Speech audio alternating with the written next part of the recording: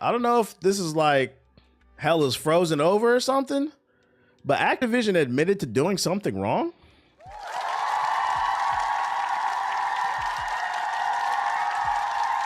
Now, if you agree with them, it's up to you. Black Ops Royale is Activision admitting it killed the wrong battle royale in 2020. People were literally saying this was happening behind the scene and nobody believed this shit. Now y'all believe it. Call of Duty Warzone has just launched a new game mode called Black Ops Royale, where players drop into each match armed only with a pistol and a wingsuit. This new mode is inspired by Call of Duty's first battle royale, Blackout, which arrived alongside Black Ops 4 in 2018 and quietly became the beloved BR Call of Duty ever made. Yeah, a lot of people talk about that in high regards to this day. 2 years later, Activision killed it. There was no farewell, no final update, just the slow silence of an abandoned game, and bet the entire franchise on Warzone. For a while it worked, then it didn't. Warzone player counts dropped, fatigue set in, and cracks started to show. Now in 2026, Activision has launched Black Ops Royale, a mode their own official blog describes as the evolution of Blackout. Rebuilt from the same DNA, running on the same philosophy, carrying the same spirit. Blackout, which arrived alongside Black Ops 4 and 20 and quietly, they dressed it in a new name and a new map, but no mistake, this is a resurrection, not a revolution. And somewhere between the lines of the launch announcement, Activision quietly admitted that something they never say out loud. They killed the wrong battle royale. But now Black Ops is back. Black Ops Royale has no loadouts, gulag, or gas stations, and players must scavenge for weapons and upgrade them through rarity tiers by finding and using attachment kits. Activision didn't skimp on activities either, as players will be able to capture relays for UAV sweeps and redeploys, crack strong boxes, hunt bounties, and even spawn hordes of hallucinating zombies to reveal rare loot. This new mode takes place on the massive map of Avalon, where it appears 100 players may not be enough to fill it, as some players have suggested the lobby sizes should be raised to 150. So yeah, Activision admitted they think that Warzone was a mistake, which is interesting because Warzone was super popular. So I don't know if it was completely a mistake. I think the biggest mistake is still trying to rely on BR to pay your bills. Can we do something else, maybe? Oh shit! It's funny. Warzone players are complaining about no loadouts and no buy at the end game. Well, yeah. So what's the temperature, Call of Duty niggas? Y'all like this new mode? Y'all like Black Ops Royale? Do you feel like Activision is right in terms of them canceling the wrong game at the wrong time, and they're rectifying it with the Black Ops Royale? I'm not gonna lie. I have no desire to download this. My girl was talking about hopping on it, but I was like, I don't know, man. After Battlefield 6 Red Sec, that shit kind of left a bad taste in my mouth. I don't know if I got time for another BR. I've heard mixed reviews. Sounds interesting, but the BR started to die in 2022. Pass for me. Warzone benefited from the pandemic just like Apex. I don't know if I agree with that. I think Warzone definitely benefited from the pandemic. Apex did, but let's get something straight. Apex was a good game. Don't do that, nigga. Don't do that. Warzone was BR slop. Apex was already good. By the way, before the pandemic hit, Apex was already popular. So I don't know if I agree with that. But Warzone definitely benefited from the pandemic. People being stuck in the house. People was buying PS4s. Everybody was trying to become a streamer. Everybody knows Call of Duty. So then a lot of people downloaded Warzone. But Apex was already fine before the pandemic. Warzone's also plagued with cheaters. It's because y'all won't stop buying Call of Duty, man. They never gonna fix the cheaters as long as people on them servers. They both benefited. They benefited, but I think Apex was already in a good place beforehand. Interesting, people are saying mixed reviews, so that's a good reason to stay off this shit. Let's see. Oh, shout out to Jogi Wolfenstripe. He tweeted me. He said, nigga, they doing us worse than NBA 2K games. They have turned the damn wrestling games into NBA 2K games, but worse. So I'm getting an update on WWE, and it's not looking good. So what did he tag me? And I saved this. I didn't read it though. This cannot make its way to NBA 2K. We don't need a prestige system for my players. In WWE 2K26, the island requires you to prestige for a specific overall levels, meaning you lose all attribute points you paid for with VC and have to spend money all over again just to level. What? Let me make sure I read that correctly. The island requires you to prestige for specific overall levels. So, okay, so if I'm reading this correctly, in order to get from 85 to, you can only go from 85 to 89, but if you want to get to 90, you have to prestige and give up all your like what stat points and spend more VC or something like that. You have to lose all, yeah, so you have to give up all your attribute points you paid for with VC and then spend money all over again to level up your character. So essentially, if you want to get to a level 100, you have to buy 4 characters. Absolutely disgusting. I'm not gonna lie, at least with NBA 2K, Take-Two Interactive put it in slow. It started with 2K13, and the first like 3 years VC was really cheap, and I tried to warn people, but they didn't listen. I knew it was gonna happen. And every year it just got a little bit more expensive, so there was a power creep, and a lot of people didn't notice it. They got you hooked on the cheap shit, and then they power creeped the price, and by the time they did that, you was already hooked. They did it much more intelligently. They added inflation to the VC for no fucking reason. With this, year one, it seems like with the wrestling niggas, they just bending you over and trying to fuck you. They said, fuck the slow shit. They said, no dinner, no wine, no music, no slow dance. Bend over, nigga. Take it. So I'm going to go ahead and say it now. Dear wrestling community, you've got an open book test. You've got an open book test. And it's up to you to decide what you're going to do. Because this is an easy one. Especially in the year 2026, we got Crimson Desert, Pragmata, my brain's fried right now. Oh, Resident Evil 9, Monster Hunter Stories 3, Wolverine, GTA 6, NBA The Run, Slay the Spire 2.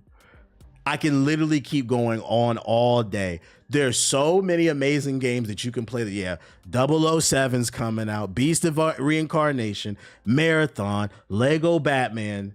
You have plenty of options. This is an open book test.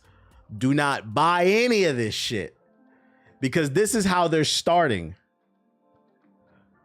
They're starting off just bending you over and just fucking you, no lube. Next year, it's going to be a gangbang. Then the year after that, they're going to film the gangbang. And ain't no telling what they going to do after that, nigga.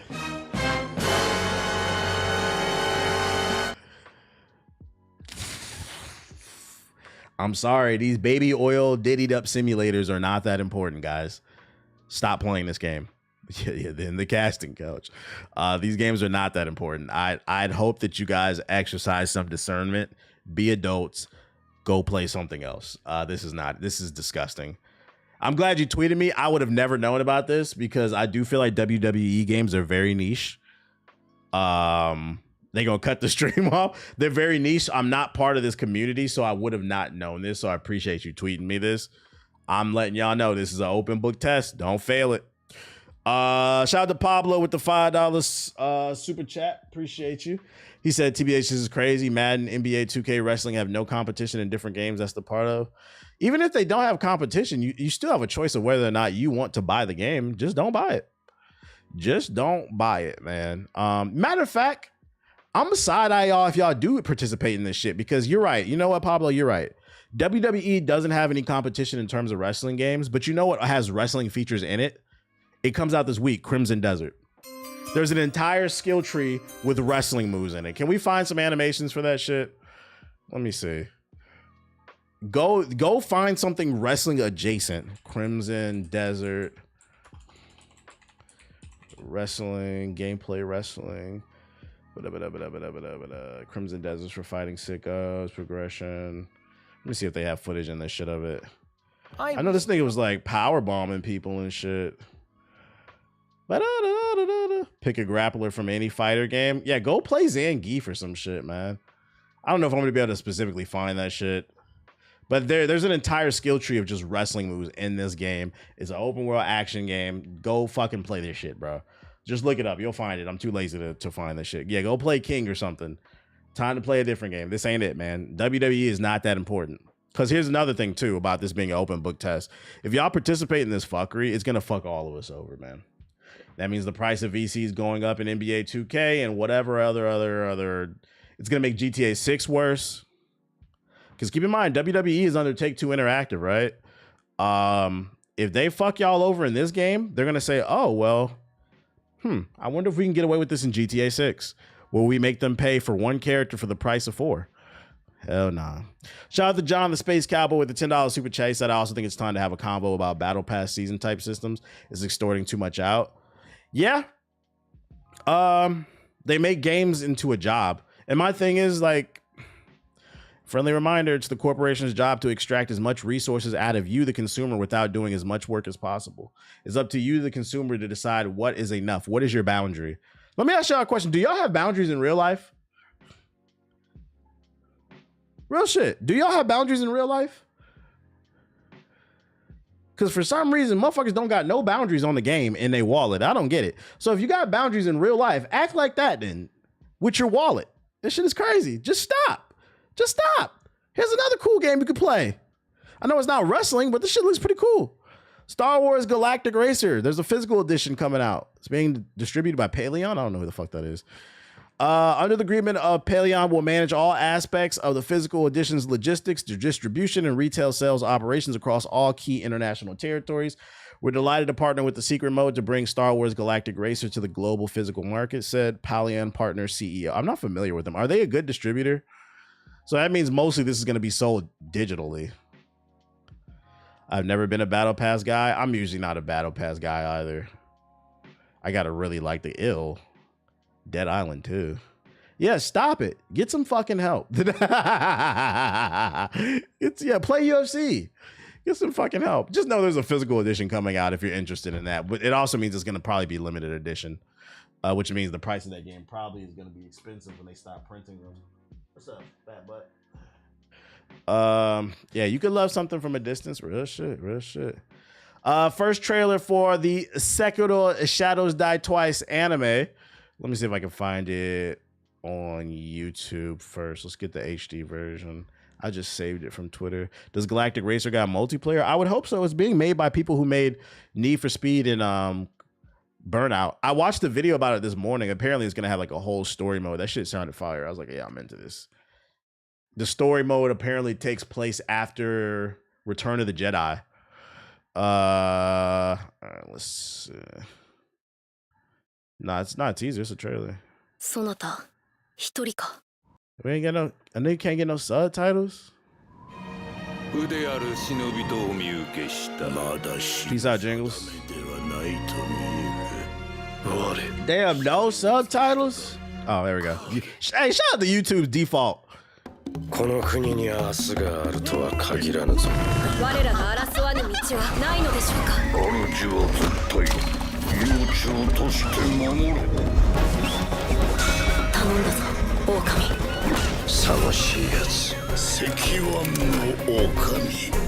I don't know if I'm a big fan of this art style.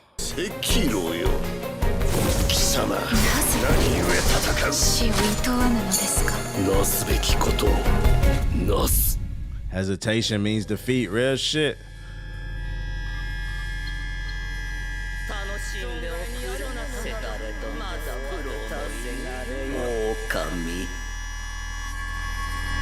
So it's just a retelling of the game story? That I don't know. But even if it is, I'm not going to lie, it wouldn't bother me because I couldn't tell you what the story of Sekiro was. I was too stressed out fighting the monkey. I was too locked in on the fights. It's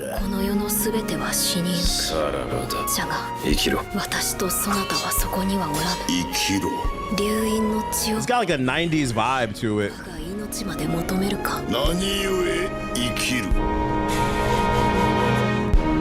The music's fire though.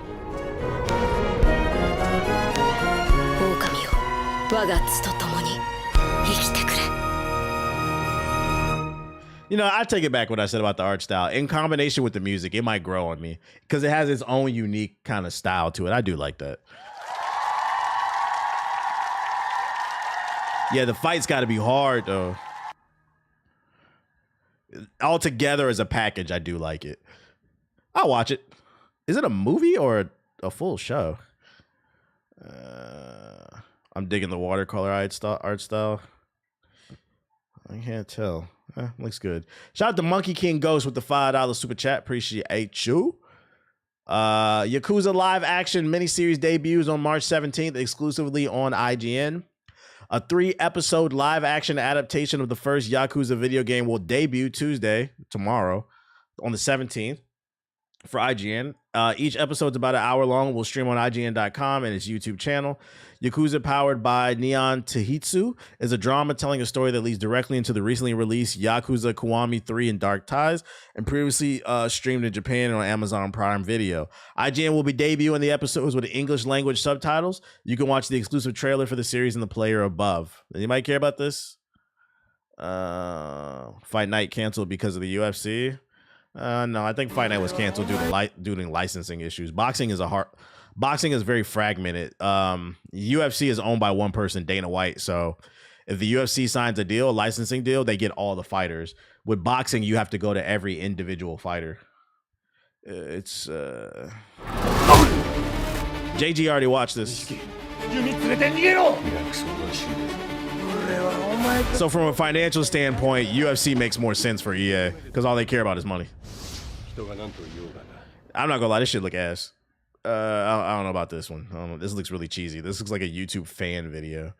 I'm gonna ask JG what he think when he watch it, because I know he will.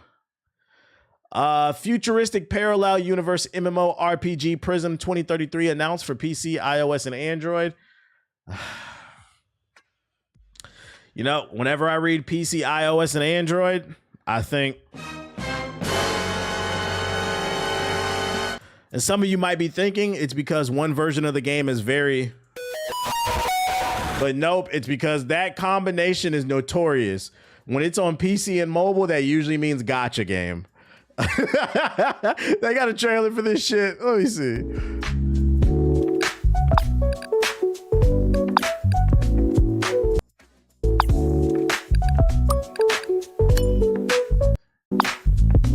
Let's just go to it again.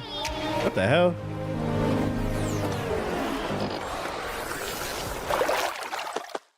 Gooner alert. What kind of game is this?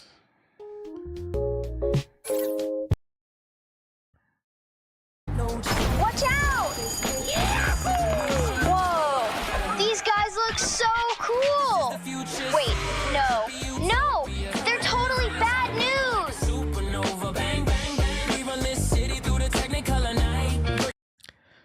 Now this is the definition of AI slop. What the fuck am I looking at? Oh shit. This is so bad it's funny. With this Disney Channel music. This is that High School Musical ass rap. This looks like one of those fake games that you get as an ad before you watch a movie or like a video on YouTube and shit. Or like TikTok. Looking, time waits for no one. On my way! Yeah, this is AI. We're out of the chat. We're out of this shit is garbage. What kind of fucking game is this? Is the next generation futuristic parallel universe MMORPG built with the Unreal Engine 5, travel across parallel worlds, take on new challenges, and shape the future of the parallel. So is it just like a life sim? Living in a... Yeah, it's just a sim. It's like a futuristic... So it's like the Sims Cyberpunk 2077 type shit. MMO slop. We're good off that. Next. Intergalactic, Naughty Dog's game, The Heretic Prophet. The PlayStation site is now live. Maybe we'll get some new info soon, according to the game description. Set thousands of years in the future, Intergalactic, The Heretic Prophet puts players in the role of Jordan A. Munn, a dangerous bounty hunter who ends up stranded on a distant planet known as Simperia. Jordan will have to use all her skills and wits if she hopes to be the first person ever in over 600 years to leave its orbit. Intergalactic, The Heretic Prophet has been in development since 2020 with Trent Reznor and Atticus Ross scoring a stellar soundtrack to accompany you on your adventure. So there's a little bit of insight into Naughty Dog's upcoming game. The fact that it's on the PlayStation Store available now gives me hope. Maybe we'll get some gameplay later this year because I think this is a 27 game. We'll finally get to see it. Maybe Summer Games Fest. That would be nice.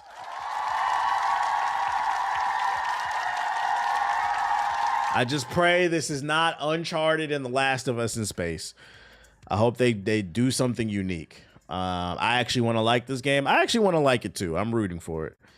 So that's your update on that. And I think that's all I have. You can go into sub box.